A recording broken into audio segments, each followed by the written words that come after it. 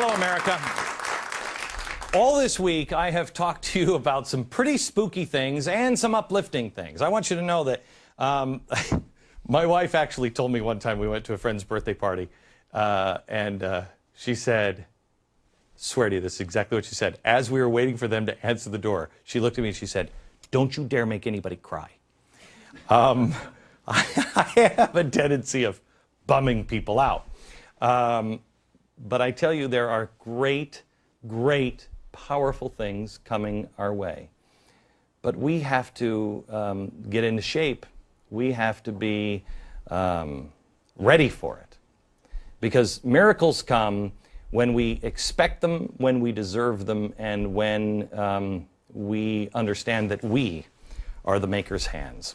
We are the instruments that He performs miracles with. All this week I've talked to you about downsizing and getting rid of some of the crap in your life. I mean, I don't know about you, but I've got a lot of crap in my life. I've got a lot of stuff. My wife and I were walking around the house and we were like, how did we gather all of this stuff? I want to talk to you about turning that unneeded clutter into resources that will help either you be prepared for what may be a very tough road ahead of us by taking that money and buying food storage, getting extra supplies on your shelf, making sure that you're prepared, or joining me in another project. There is a great benefit to going through the purging process. The money at the other end. But what my wife and I found out, Tanya and I, we went through the house this weekend, and we were sifting through the stuff that some of it has been packed away in boxes for years. And we looked at some of the stuff, and some of the stuff we argued over. For instance, she insists that I sell the Woodrow Wilson doll. No, I'm not selling it. Why do we need a Woodrow Wilson doll? Are you kidding me? The Woodrow Wilson doll is the best, and Just what is it that America stands for? he talks too. This is the greatest, and it scares the neighbors. So we had a discussion on a few things, but it was fun, and there was a flood of memories.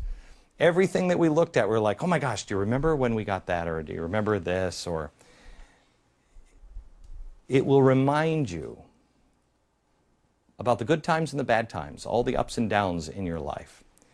And it will remind you that even in the bad times, we are so incredibly blessed. We are blessed to live in a country that provides freedom of choice, freedom to choose your own path, to self-determination, the ability to gather our own unique set of memories, if you will. I mean, I don't know how long it sat on the shelf before I came into the store. We gather our memories in whatever shape or size we choose. It has been said that you never really fully appreciate something until you lose it. I'm a recovering alcoholic, and I will tell you that is the understatement of a lifetime. I didn't understand. I didn't value my own word. I didn't value honor or integrity. As an alcoholic, and any alcoholic will tell you, man, we are good at lying. Because we've lied to ourselves for most of our life. If you can fool yourself, you can certainly fool somebody else. You never fully appreciate what you had until you don't have it anymore. When I realized I didn't have a soul in my life that believed me anymore, that I didn't have any honor or integrity, I wanted it back. It's been a very long, hard road to get it back. I don't know how many of us fully really appreciate what this country means, what freedom means. The liberty and freedom unmatched anywhere in the world. I'm sorry, but we are not like the rest of the world. We do not want to lose it to appreciate it. Ronald Reagan said this, "Those who have known freedom and then lost it have never known it again." It is true. If we're lucky, our children will taste it again. But have we done enough to even teach them that it's worth something? Our children will not mourn for something they didn't even understand. What is our freedom about? Stuff? We don't even know our own history. Millions have died for what most of us now take for granted. Countless treasure has been spent to further the cause that I hope we hold dear. A greater amount has been wagered all around the globe to destroy it. You've heard me tell this story a million times before. It's about Ben Franklin. He walked out of the Constitutional Convention in Philadelphia, and a woman approached him and said, "What have you given us, Mr. Franklin?" He said, "A republic, if you can keep it." Can we? That statement looms larger today than perhaps any other time in our history, maybe with the exception of the Civil War. Take the time to consider the values and the principles and the history of this country, what we were founded on, the values and the principles, the role that they play not only in our country, but they play in our own life. It is my goal, I really, truly believe with everything in me, that this audience will change the course of a nation and thus change the course of a world if we are our highest self, if we've done the hard work, and it's hard, especially before the problem really hits.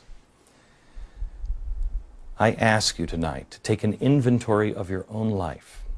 Take the 40-day and 40-night challenge, a blueprint for national survival. I ask you, in 40 days, please, with a firm reliance on the protection of divine providence, we mutually pledge to each other our lives, our fortunes, and our sacred honor.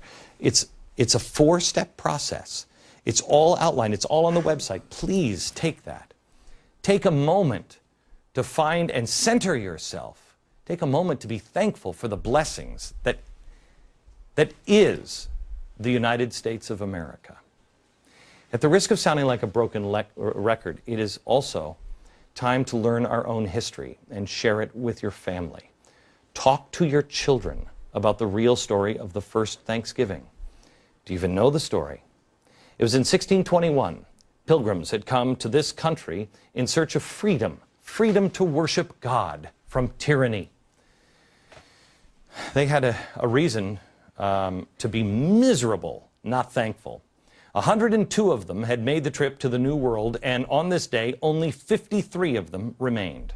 By all accounts, their stay up to that had been a disaster, and yet they all gathered to give thanks. They thanked God for sparing those who remained and for bringing them to this new land. Half of them had died, and yet they thanked God. They thanked Him for the Indian friends who provided much of that day's feast. What have we turned Thanksgiving into? Football, overeating, undoing our pants, sleeping on the couch and just going, oh, oh. That's why we're Homer Simpson sometimes. At least I am. I challenge you to change this habit this year. Make Thanksgiving 2010 a return to the first Thanksgiving, a return to reflection, a return to appreciation for what we have, a return to thanks. Thanks for the blessings. We all may die. You know. They sat at that table and somebody had to look at each other in the eyes and think, he could be dead next week. We've lost half of them. But they found it inside of themselves to say, man, aren't we blessed? Christmas is the next holiday. And Christmas is another holiday that has strayed 1,000,000 miles away from where it began. Early Americans weren't sure how to do the holiday. I mean, they didn't know what to make of it. It was actually in Boston, did you know this? Outlawed in Boston in the late 1600s. Congress was on session on December 25th, 1789. They were working. They didn't close anything down. The churches back then thought celebration of Christmas was tawdry and demeaned the sanctity of religion. Oh, if they could only see us now. Do you know when Christmas became a federal holiday and everything changed? 1870. 1870. And even then, things were so much different. There was no Black Friday. There was certainly no Cyber Monday. And if gifts were exchanged, they were almost always made of the homemade variety. If you were a kid in the typical American family, you might get one gift. Sometimes it was just sugar. And it would be the highlight of the entire year. Thanksgiving and then Christmas are part of what I call the trilogy of holidays, the third being New Year's. The reason why we always fail on New Year's resolutions is because we haven't been grateful enough to get down on our knees and to be humble enough and then see the little baby Jesus and realize, holy cow, he's here to give me a second chance. I break these holidays down like this. Thanksgiving. Fall on your knees and give thanks. In the process, realize, again, Thanksgiving. Don't make it a compound word. Separate it. Give thanks. And the best way to give thanks is to give. Give back. Christmas, celebrating the birth of Christ, the symbol of redemption. Slate wiped clean. We can start all over again. The past, space-time. There's no space and time. It's space-time. It's a point in a map. What's past is past. That's where we were. Great. Where are you going today? New Year's is the one that we think gives us a fresh start, but it really doesn't. The new year is just the starting line.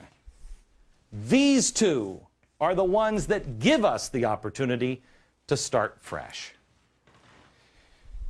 I'm in the process of doing research for a new project that I'm working on for next year, and I'll tell you about it next year. And it's pretty ambitious. I don't think anybody has ever tried it on television before, at least not on a show like this, not on cable news. And I don't know if anybody's going to watch, and that's okay. But in the process of doing research for this, I stumbled across a story of a little town in Ohio called Wilmington.